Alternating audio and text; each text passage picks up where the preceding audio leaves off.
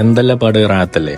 പിന്നെ രണ്ടാം പെരുന്നാളൊക്കെ ആയിട്ട് കൊടുക്കെങ്കിൽ ഇറങ്ങാന്നുള്ള മൂഡിൽ ഇറങ്ങിയതാണ്. വേറെ എങ്ങോട്ടല്ല, കോഴിക്കോട് ചാലിയത്തേക്കാണ് ഞങ്ങൾ പോകുന്നത്. കാരണം അവിടെ ഈ രാവിലത്തെ വൈബ് എന്ന് പറഞ്ഞത് വേറെ തന്നെയാണ്. പിന്നെ ഞങ്ങൾ എത്തിയപ്പോൾ ചെറിയൊരു ചാറ്റൽ മഴ കൂടി അങ്ങോട്ട് പെയ്തപ്പോൾ വന്നത് എന്തായാലും മുതലായി എന്ന് ഞങ്ങൾക്ക് തോന്നിട്ടോ.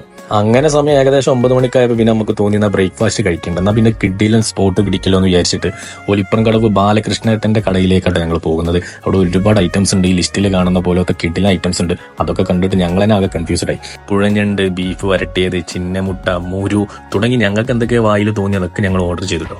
ഞാൻ എന്തായാലും ഭയങ്കര ഹാപ്പിയാണ് കേട്ടോ. കാരണം രാവിലെ തന്നെ ഇത്രയും ഐറ്റംസ് ഫുഡൊക്കെ നമുക്ക് എവിടെന്നെങ്കിലും കിട്ടാന്ന് പറഞ്ഞത് വലിയ കാര്യം തന്നെയാണല്ലോ. പിന്നെ ഇതെല്ലാം കൂടി അങ്ങോട്ട് ഒപ്പണം തിന്ന് വാരി വലിച്ച് തിന്നിട്ട് എരിഞ്ഞിട്ടൊരു വൈക്കയക്കണം. എന്തായാലും ചെക്കൻ എന്തായാലും നല്ല ഹാപ്പിയാണ്, നമുക്ക് മനസ്സിലായി.